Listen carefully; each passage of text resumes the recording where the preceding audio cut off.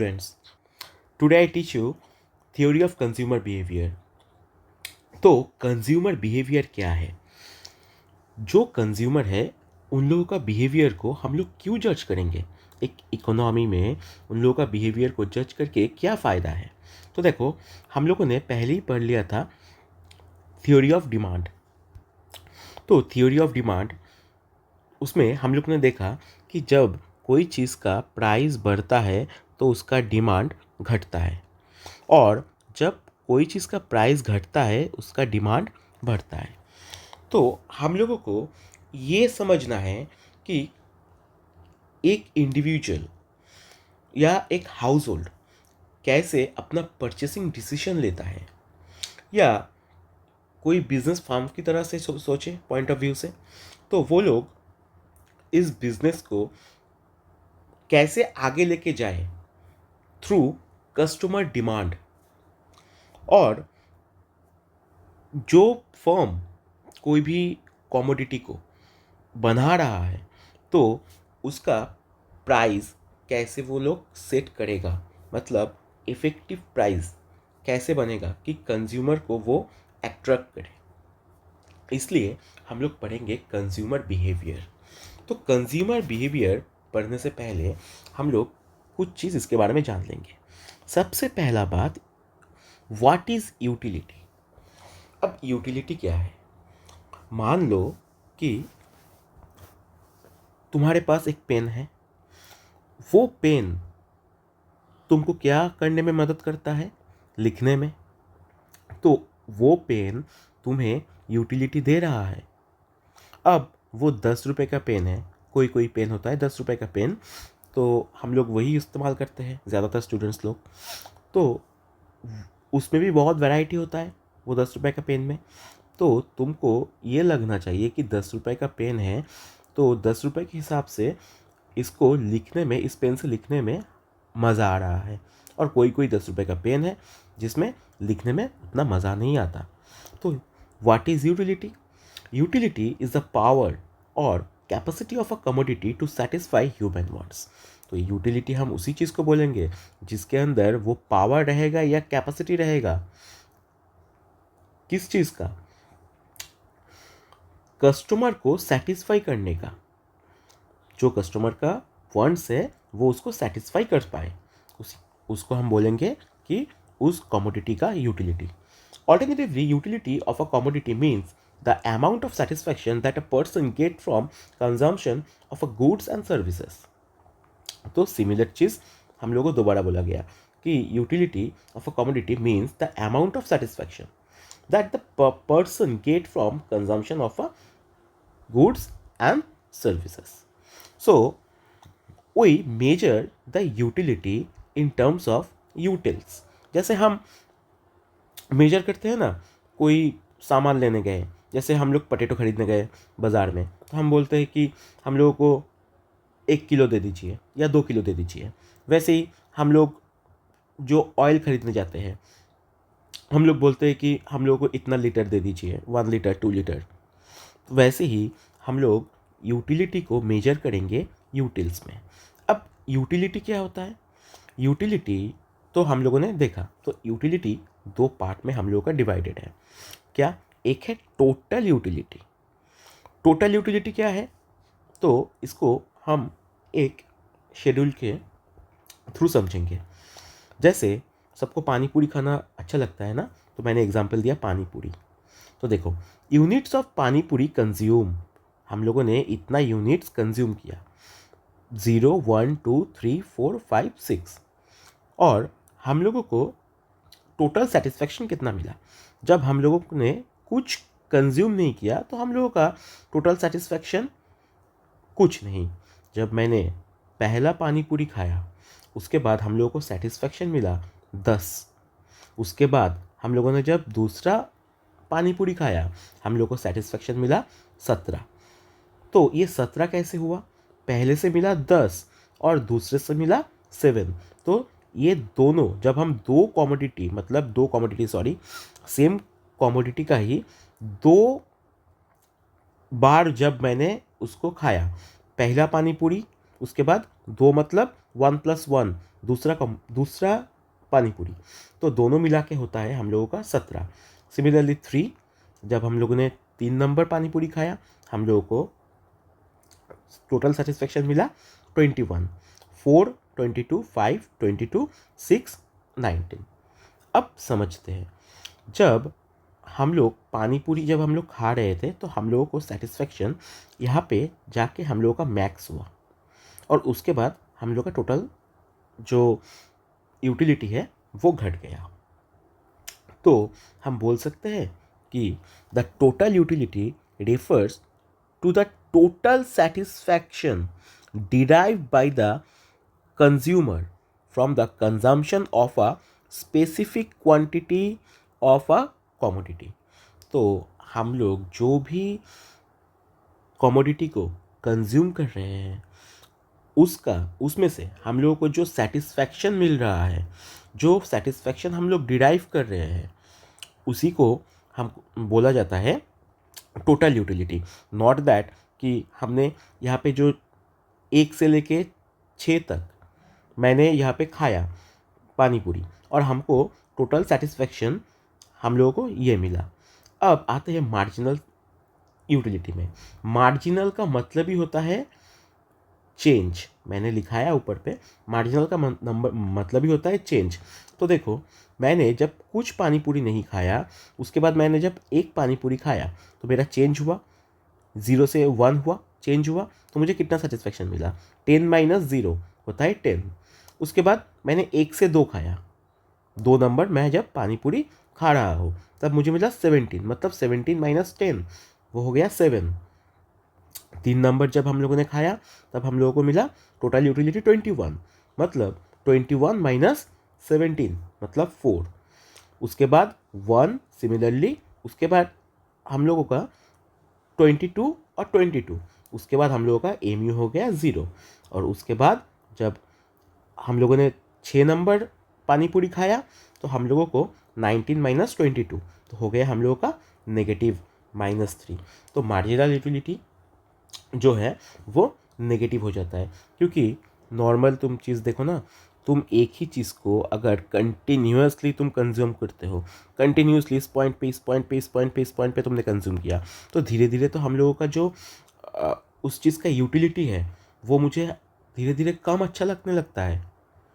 जैसे एक बार में तुम खड़ा होके तुम पानी पूरी खा रहे हो, पानी पूरी खा रहे हो, पानी पूरी खा रहे हो, एक टाइम में तो जाके तुम्हें वो डिससेटिस्फैक्शन देगा, है कि नहीं? तो देखो, हम लोगों का मार्जिनल यूटिलिटी क्या है?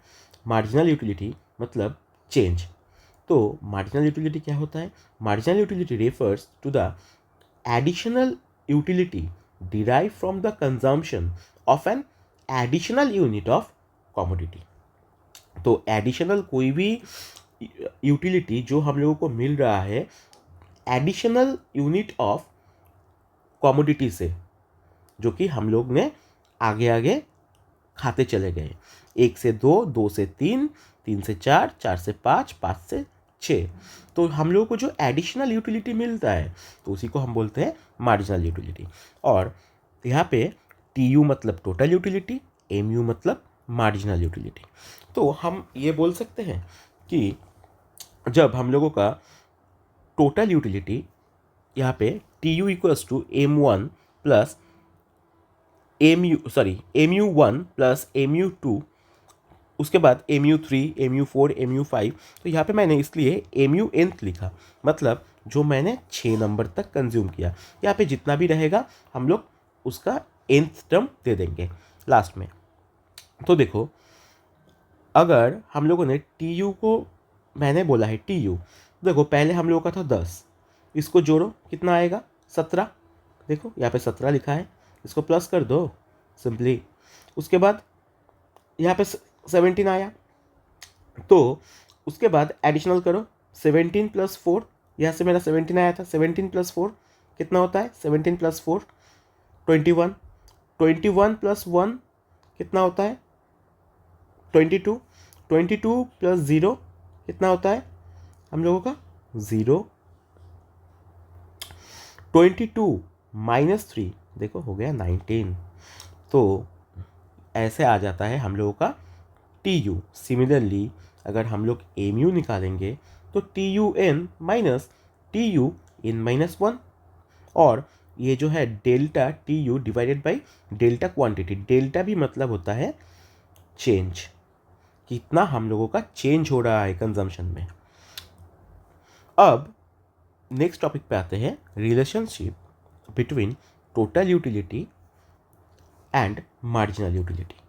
अब टोटल यूटिलिटी और मार्जिनल यूटिलिटी तो तुम लोगों ने समझ गए हैं, तो इसको हम डायग्राम में कैसे प्लेस करें और डायग्राम में प्लेस करके इसको रिलेशनशिप हम कैसे दिखाएं। तो देखो, थोड़ा स्क्रीन को मैं छोटा कर लेता हूँ कि समझने में तुम लोगों का आसानी हो। तो देखो, सबसे पहले मैंने यहाँ पे एक डायग्राम बनाया। वाई एक्सेस में हम लोगों ने लिखा टोटल यूटिलिटी और यहाँ पे यूनिट्स।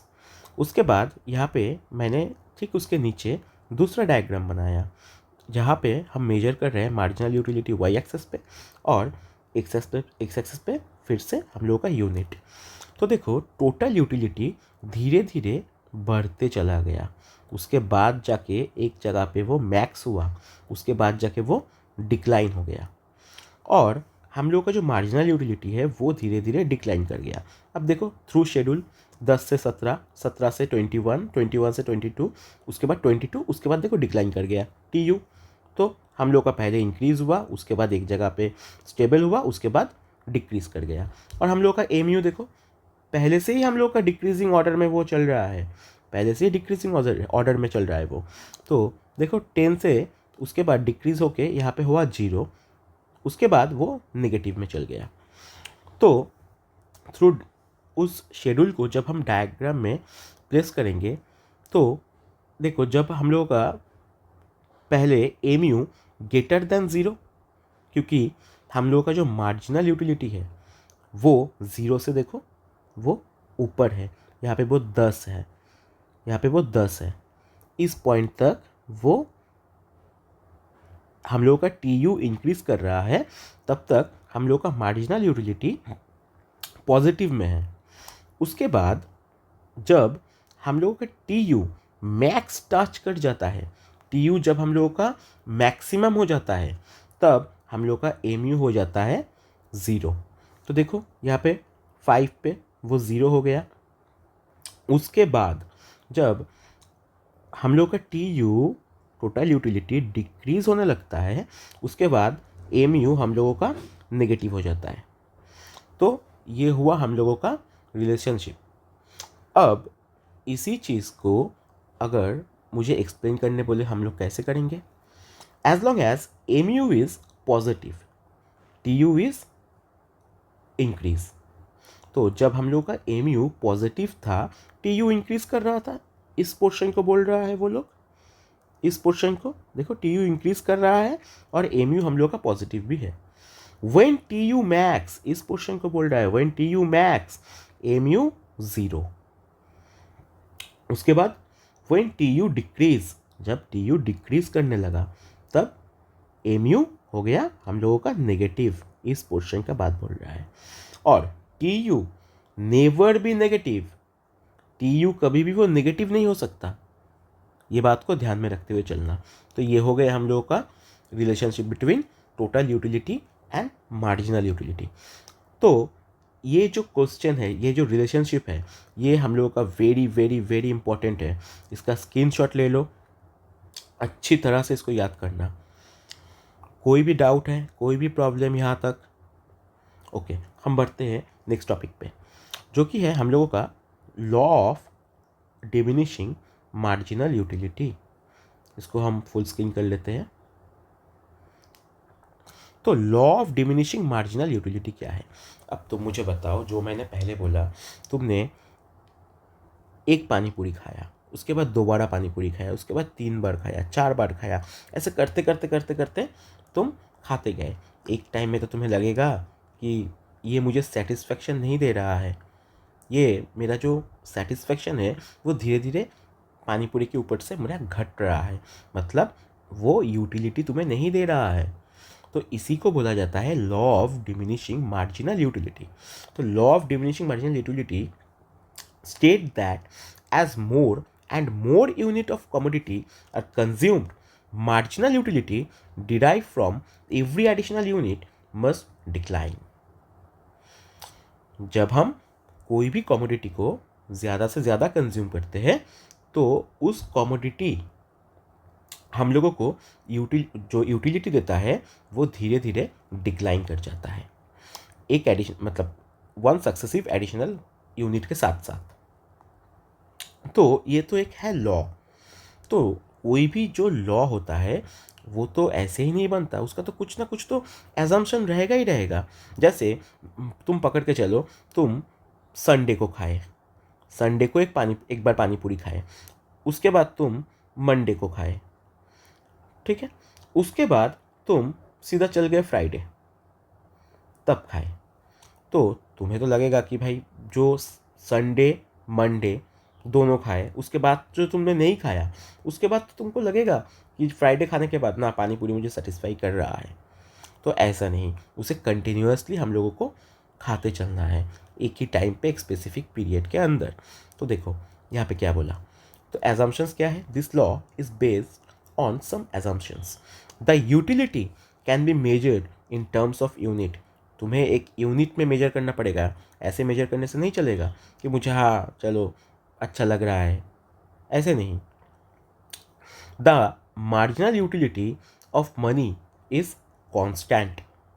तो हम लोग का जो मार्जिनल यूटिलिटी ऑफ मनी है वो मुझे कांस्टेंट होना चाहिए। The consumption must in identical unit equal in size. तो मुझे पानी पूरी का एक आइडेंटिकल यूनिट चाहिए। ऐसा नहीं कि तुमने ऐसा एक पानी पूरी खाया, उसके बाद ऐसा एक पानी पूरी खाया, उसके बाद एक छोटा वाला पानी पूरी खाया। इक्वल इन साइज होना चाहिए और वो आइडेंटिकल भी होना चाहिए। ऐसा नहीं कि हम मुझे हवा खा के बहुत अच्छा लग रहा है तो तुम उसको तुम एक प्रॉपर यूनिट में तुम मेजर भी नहीं कर सकते। उसके बाद कंजम्पशन इज कंटिन्यूअस। तो मैंने जो बोला, तुम्हें एक ही बार में खड़ा होके पूरा पानी पूरी जितना जितना देर तक तुमको तुम्हारा यूटिलिटी जब तक डिमिनिश नहीं करता तब तक तुमको खाते रहना है। The consumer is rational. Consumer राक्षस होगा तो नहीं चलेगा, कंज्यूमर को रैशनल होना पड़ेगा कि वो अगर एक यूनिट खा रहा है तो सॉरी एक यूनिट खा रहा है, उसको सेटिस्फेक्शन ज़्यादा मिल रहा है, धीरे धीरे करते करते उसका भूख भी मिट रहा है और उसका सेटिस्फेक्शन भी मिट रहा है। अगर वो राक्षस निकला तो फिर उसके ऊपर ये कोई काम नहीं करेगा। और last, the income of the consumer and the price of the goods are constant. तुम्हारे इनकम और जो प्राइस है गुड्स का वो कांस्टेंट रहना चाहिए, क्योंकि अगर मैंने क्या बोला, किसी भी चीज़ का प्राइस बढ़ गया तो उसका डिमांड घट जाएगा। तो सिमिलरली अगर तुम्हारा इनकम बढ़ गया, तुमने पानी वाला फुचका छोड़ के तुम दही फुचका खा रहे हो, तो वो तो डिफरेंट कमोडिटी हो जाएगा। तुम्हारे इनकम के साथ साथ वो तुम्हारा बढ़ता रहेगा। तुम जिस दुकान से खाते हो जो तुम्हारा इनकम है उसके हिसाब से तुम्हें वही दुकान में खाना पड़ेगा और कंटिन्यूअसली कंज्यूम करना पड़ेगा। और तो तुम्हारा इनकम है वो भी कांस्टेंट रहना चाहिए और जो पानी पूरी का जो पर पीस है वो भी सेम रहना चाहिए। ये हो गया हम लोगों का एजम्पशंस। अब बढ़ते हैं नेक्स्ट टॉपिक पे। तो नेक्स्ट टॉपिक सॉरी यार, यहाँ पे हम लोग शेड्यूल के हिसाब से एक बार देख लेंगे। जो यहाँ पे मैंने जो शेड्यूल बनाया था, सिर्फ यहाँ से मैंने क्वांटिटी को लिया और एमयू को लिया, लेके एक डायग्राम बनाया। देखो सिमिलरली है 0 1 2 3 4 5 6 और यहाँ पे 10 7 4 1 0 -3। तो अगर यहाँ पे हम लोग एम यू जज करते हैं वाई एक्सेस पे और यहाँ पे हम लोग एक्स एक्सेस पे अगर हम लोग लेते हैं कि यूनिट्स, तो हम लोगों का डायग्राम कुछ ऐसा बनेगा, ऐसा जो मैंने वहाँ पे बनाया था। हुआ। इसके बाद एक्सप्लेनेशन में आते हैं। क्या देख रहे हैं हम लोग डायग्राम में, as more and more units of a commodity are consumed, marginal utility derived from every additional unit must decline। सबसे पहले तो मैंने इसका लॉ लिख दिया। उसके बाद if there is many uses of the commodity, अगर कोई उस कॉमोडिटी को, ये पानी पूरी नहीं हो गए दूसरा कॉमोडिटी भी हो सकता है, उसका जो अगर मेनी यूजेस रहेगा, जैसे हम लोग का steel, the must urgent requirement will be fulfil first. तो उसका जो पहला रिक्वायरमेंट्स होता है उसको हम सबसे पहले पूरा करेंगे। जैसे तुम बर्थडे में गए तो तुम्हारा दोस्त केक काट रहा है, अब तुम क्या करोगे? सबसे पहले तो हम लोग केक को खाते हैं, उसके बाद हम एक दूसरे पे लगाते हैं। तो सबसे पहले केक हम लोगों को खाना पड़ेगा, तो केक हम लोग का बना ही है खाने के लिए। तो सबसे पहले हम लोग उसका जो अर्जेंट रिक्वायरमेंट्स है केक का, सबसे पहले उसको पूरा करेंगे। उसके बाद followed by next important use and so on. यहाँ तक कोई प्रॉब्लम, कोई डाउट? अगर होगा तो कमेंट करना। चलो बढ़ते हैं नेक्स्ट टॉपिक पे, consumer behaviour through cardinal utility approach. जैसे कि हम लोग का वन कमोडिटी केस, जैसे कंज्यूमर कोई वन कमोडिटी वो कंज्यूम कर रहा है, और कार्डिनल का मतलब ही है जो नंबर में एक्सप्रेस किया जा सकता है। तो आते हैं कार्डिनल यूटिलिटी। सबसे पहले हम लोग देखेंगे a utility maximising consumer will be equilibrium when he purchased that much quantity of a commodity where the marginal utility of the commodity equal its price। तो हम लोग उसी जगह को इक्विलिब्रियम पॉइंट बोलेंगे, या कंज्यूमर का इक्विलिब्रियम पॉइंट उस जगह होगा जहाँ पर उस कमोडिटी का मार्जिनल यूटिलिटी और उस कमोडिटी का प्राइस जब दोनों इक्वल होगा। तो M U X equals to P X. M U X मतलब marginal utility of commodity X, P X मतलब प्राइस ऑफ कमोडिटी एक्स। तो इसको एक एग्जाम्पल के थ्रू समझते हैं, शेड्यूल भी हो जाएगा, डायग्राम भी हो जाएगा। चलो तो देखो, let the price of one panipuri is 600। पता है क्योंकि तुम लोगों का जो फ्रैंक का बुक है यहाँ पे वो शर्ट था, मैंने सब बस यहाँ पे पानीपुरी लिखा, बस समझ के चलो। तो हम लोगों ने यहाँ पे एक चीज़ एज्यूम कर लिया कि एक पानीपुरी का प्राइस जो है वो है 600 रुपीज़। अब नंबर ऑफ पानीपुरी और मार्जिनल यूटिलिटी, तो 1 से 5 यूनिट तक हम लोगों ने पानीपुरी कंज्यूम किया, और मार्जिनल यूटिलिटी जो हम लोगों का डिमिनिशिंग रेट पे रहता है। जैसे फर्स्ट हमको सबसे ज़्यादा मार्जिनल यूटिलिटी मिला, सेकेंड में 50 डिक्रीज़ हो गया, 650 हुआ। उसके बाद थर्ड जब हम लोगों ने किया तब हुआ 600, उसके बाद फोर्थ नंबर पे 500, फिफ्थ नंबर पे 350। तो अब मैंने क्या बोला, जहाँ पे M U X equals to P X होगा, तो साफ साफ दिखाई दे रहा है कि M U X equals to P x.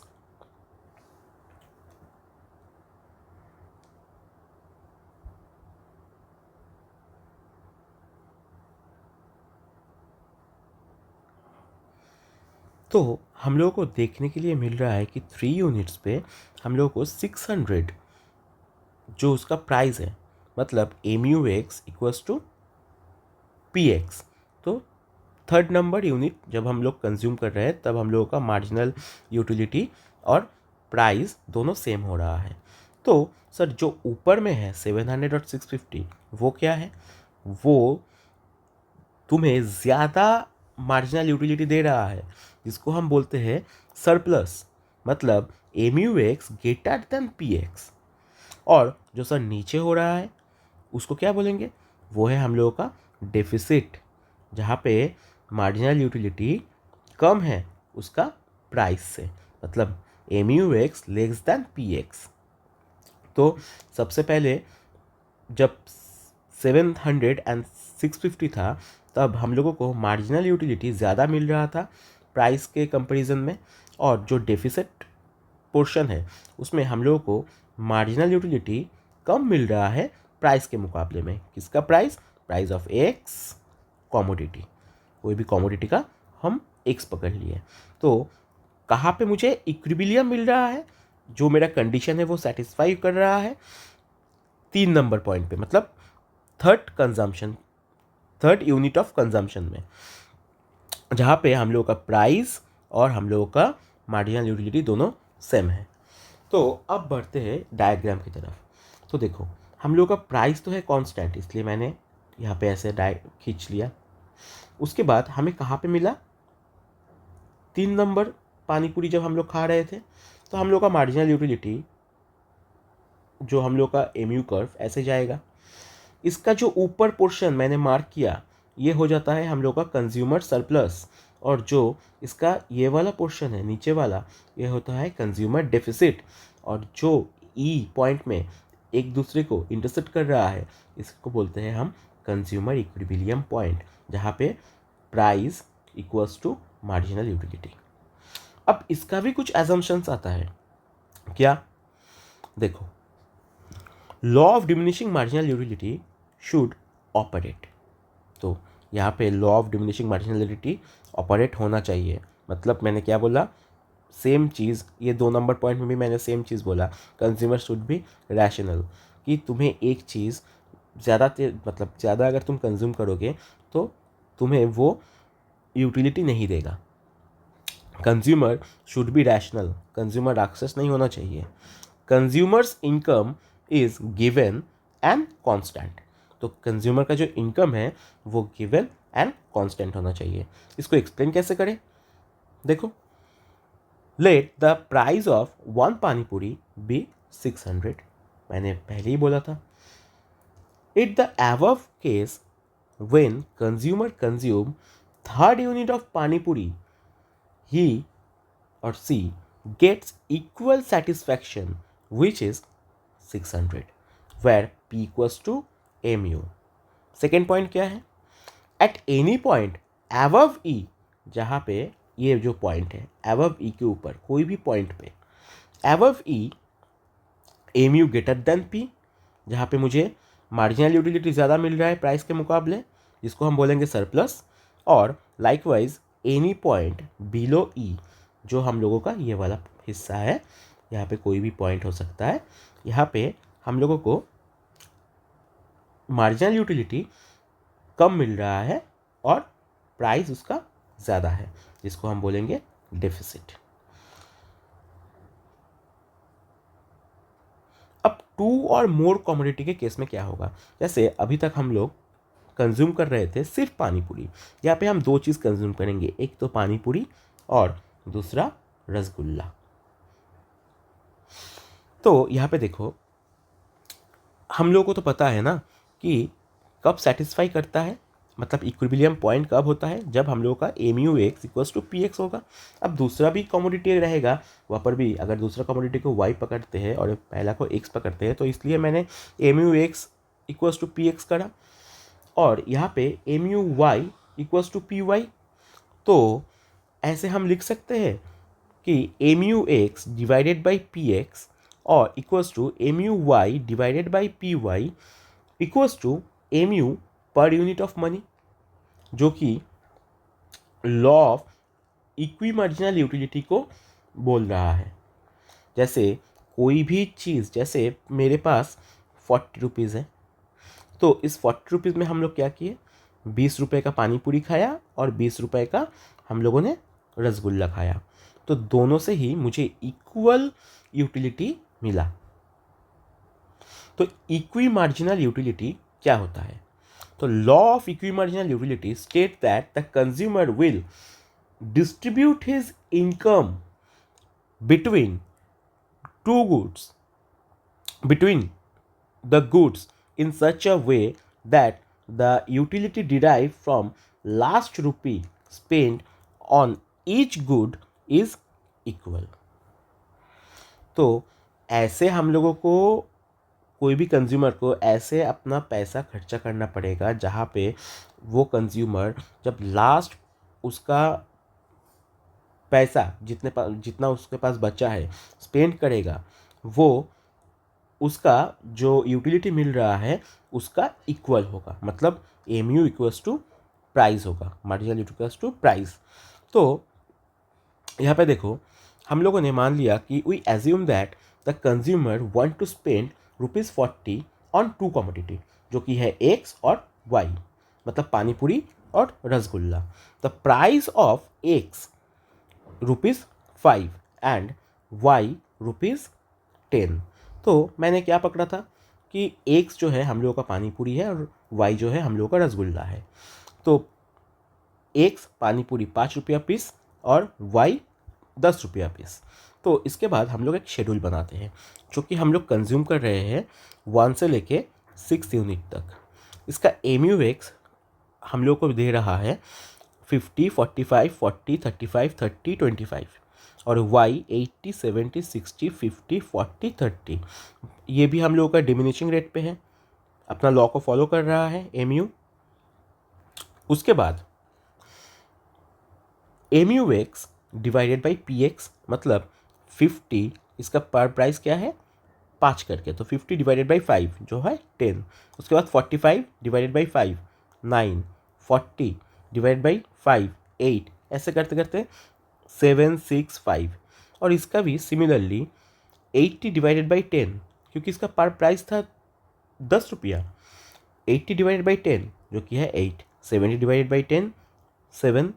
उसके बाद सिमिलरली 60, 6, 5, 4, 3।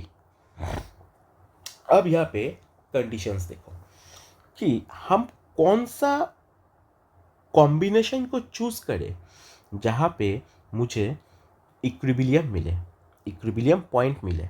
तो इक्विलिब्रियम कहाँ पे मिल रहा है देखो, अगर हम लोग 3 यूनिट्स ऑफ एक्स को कंज्यूम करते हैं और 1 यूनिट ऑफ वाई को कंज्यूम करते हैं, तो 3 यूनिट ऑफ एक्स मतलब रसगुल्ला का प्राइस कितना था 5 रुपया करके, तो 3 इंटू 5 हो गया 15 और 1 इंटू वाई मतलब 10, 10 रुपये का एक रसगुल्ला कंज्यूम किया, जहाँ पे मेरा टोटल स्पेंड हम लोग करते हैं 25 रुपीज़।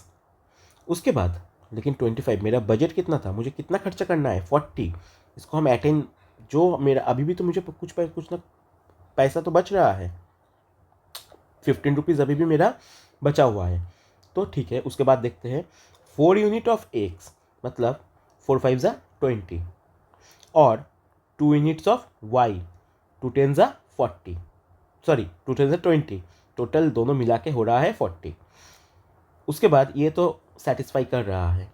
उसके बाद 5 यूनिट ऑफ एक्स और 3 यूनिट ऑफ वाई जो कि 55 और 6 unit of X 3 unit of Y जो कि हम लोगों को बजट हो रहा है 60। तो इसमें से कौन सा वाला हम लोगों का जाएगा, तो नॉर्मली देख के ही लग रहा है कि 40 यूनिट्स यहाँ पे ₹40 यहाँ पे हम लोग खरीद पा रहे हैं दोनों यूनिट। तो 4 यूनिट और of X and 2 unit of Y अगर हम लोग परचेस करते हैं तो फिर हम लोगों का जो कॉम्बिनेशन बनेगा वो इक्विलिब्रियम पॉइंट हम लोगों को शो करेगा। अच्छा, इसके बाद आते हैं ऑर्डिनल यूटिलिटी। अच्छा,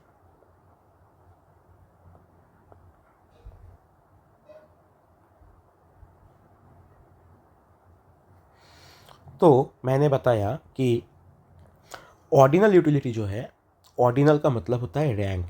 अगर मैं तुमको बोलूँ कि तुम्हें कौन सा सब्जेक्ट अच्छा लगता है, तुम्हें कौन सा सब्जेक्ट अच्छा लगता है, अकाउंट्स या इकोनॉमिक्स, तो तुम क्या बोलोगे अकाउंट्स।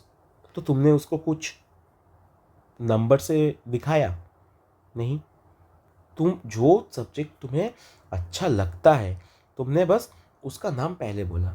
तो इस यहाँ पे तुमने रैंक किया, मतलब फर्स्ट चॉइस जो है तुम्हारा वो है अकाउंट्स और सेकंड चॉइस जो है इकोनॉमिक्स। अब दूसरे बच्चे का हो सकता है कि फर्स्ट चॉइस होगा इकोनॉमिक्स और सेकंड चॉइस होगा अकाउंट्स। तो इसी को बोला जाता है ऑर्डिनल यूटिलिटी अप्रोच।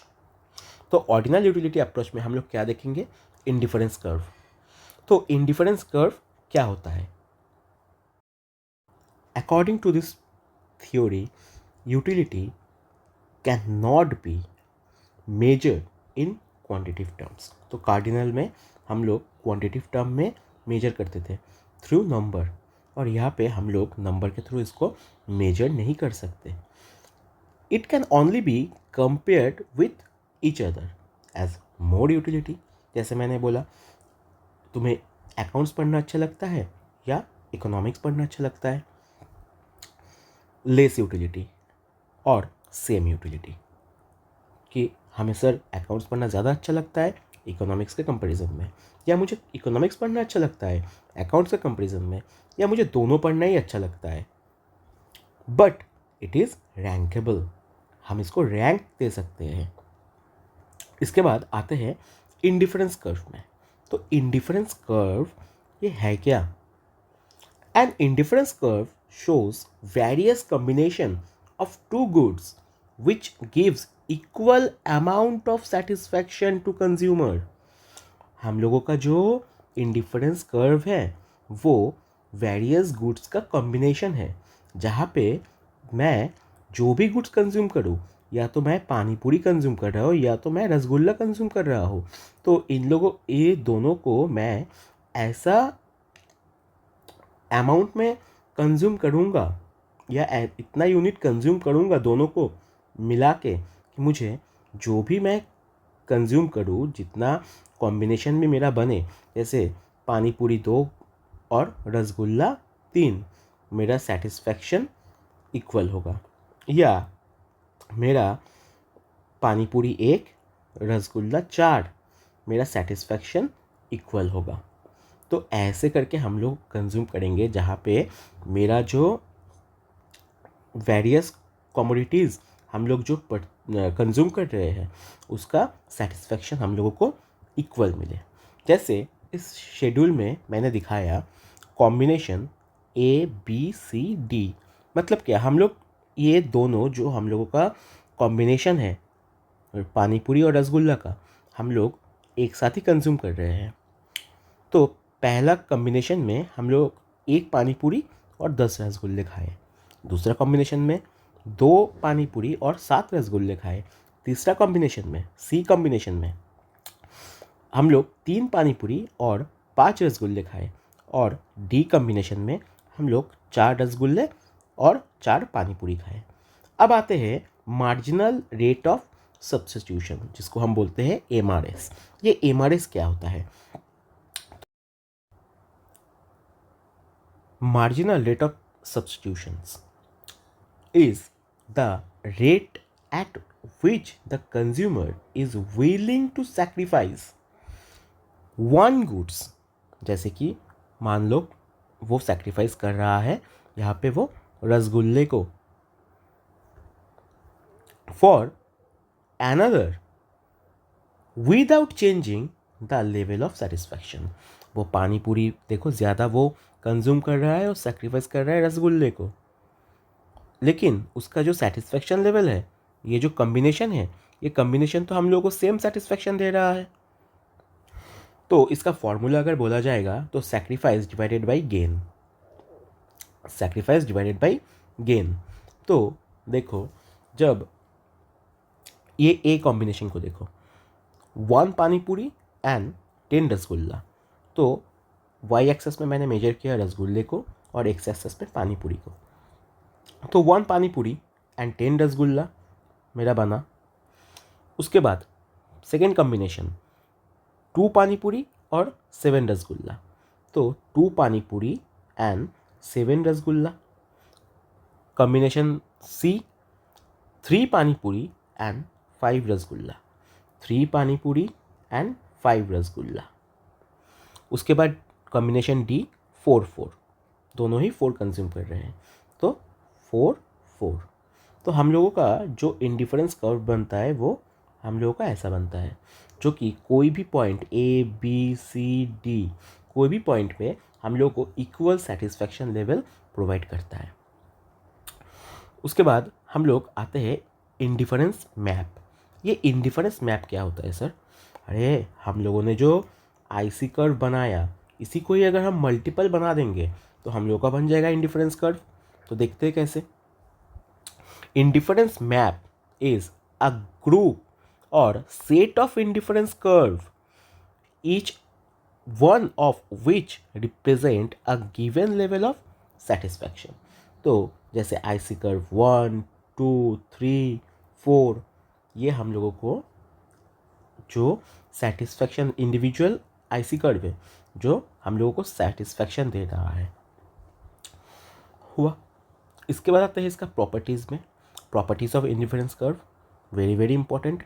तो क्या है properties? An indifference curve slopes downward. तो इंडिफरेंस कर्व तो डाउनवर्ड ही स्लोप्स हुआ हम लोगों का, डाउनवर्ड स्लोप्स हुआ लेफ्ट टू राइट। तो it has a negative slope as because if a consumer consume more and more commodity, he or she sacrifices another commodity। तो वो कोई भी कंज्यूमर अगर कोई वन कमोडिटी का कंजम्पशन को बढ़ाता है तो अनदर को वो सेक्रीफाइस कर रहा है, इसलिए वो हम लोगों का नेगेटिव स्लोप्स बनता है या डाउनवर्ड स्लोप्स बनता है जो कि लेफ्ट टू राइट जाता है। उसके बाद second properties, an indifference curve is convex to the origin because the curve analysis is based on the assumption of law of diminishing marginal rate of substitutions. तो ये कर्व हम लोगों का convex होता है, कॉन्वेक्स टू ओरिजिन। देखो ये convex है ना, ऐसे करके गया है ना, इसका ऐसे करके गया ओरिजिन के से, वो कॉन्वेक्स है ओरिजिन से, ठीक है। ये क्यों होता है? क्योंकि यहाँ पे law of diminishing marginal rate of substitution follow कर रहा है। मैंने तो समझाया law of diminishing rate of substitution. उसके बाद higher indifference curve gives higher satisfaction. जैसे मेरा जो ये इंडिफरेंस कर्व है ये मुझे ज़्यादा सेटिस्फाई कर रहा है। क्यों कर रहा है ये हम समझेंगे जब हम लोग बजट लाइन पढ़ेंगे, थोड़ी देर में ही आ रहे हैं। और जो हम लोगों का लोअर इंडिफरेंस कर्व है वो हमें लोअर सेटिस्फैक्शन दे रहा है, because higher curve means more amount you have to spend both commodities and vice versa. तो two indifference curve never intersect each other because each curve represent different level of satisfaction. कोई भी curve कभी भी किसी को intersect नहीं करता क्योंकि दोनों का ही सेम मतलब डिफरेंट लेवल ऑफ सेटिस्फैक्शन वो देता है। अब आता है बजट लाइन पे। ये पूरा बात जो मैंने बोला समझ जाओगे। देखो बजट लाइन क्या है, हम लोग का घर में सभी का एक बजट होता है कि हम लोग महीने का जो कमा रहे हैं, मान लेते हैं कि महीने का 100 रुपये कमा रहे हैं, तो इस 100 रुपये में हम लोग इसका एक्सपेंडिचर कैसे करें। जैसे हम लोगों को बहुत सारा खर्चा रहता है, ट्यूशन फीस देना पड़ता है, स्कूल फीस देना पड़ता है, उसके बाद हम लोग कहीं घूमने जाते हैं, उसके बाद हम लोगों का स्कूल या ट्यूशन जाने का ट्रांसपोर्टेशन जो कॉस्ट लगता है, तो सब कुछ मिला के, या हम लोग जो खाते हैं घर में फूड, ये सब के लिए हम लोग का एक बजट होता है जो हम लोगों का मम्मी प्रिपेयर करते हैं। तो आओ तो हम लोग भी प्रिपेयर करें। तो ये क्या होता है? A budget line shows the various combination of two goods which can be purchase with a given budget at a given price of two commodities. तो मान लेते हैं कि मेरे पास 200 रुपया मेरा बजट है, ₹200 इज़ माई बजट, और दो कमोडिटी है, दो कमोडिटी, एक का दाम है 20 रुपया ईच और एक का 40 रुपया ईच। तो यहाँ पे कुछ एजम्पशंस, कुछ मतलब दो एजम्पशंस हम लोग देख लेते हैं। Income of the consumer fixed और the price of two commodities are given. तो इनकम जो है वो मेरा बजट हो गया, इनकम जो है वो मेरा बजट हो गया है 200, और टू कमोडिटीज़ का मैंने क्या बताया, एक है 40 और एक है 20। तो नीचे लाइन में ही मैंने लिखा, देखो, let's assume the budget is ₹200, we spend ₹200 on two commodities से पानी पूरी एंड रसगुल्ला, जिसका प्राइस है पानी पूरी का ₹20 ईच और ₹40 रसगुल्ले का प्राइस है। अब unit of rasgulla, unit of पानी पूरी, तो 5 4 3 2 1 0, और पानी रसगुल्ले का और पानी पूरी का 0 2 4 6 8 10।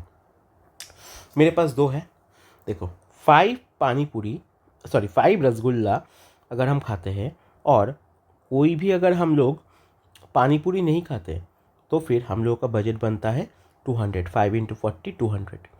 उसके बाद हम लोगों ने 4 यूनिट रसगुल्ले खाए और 4 यूनिट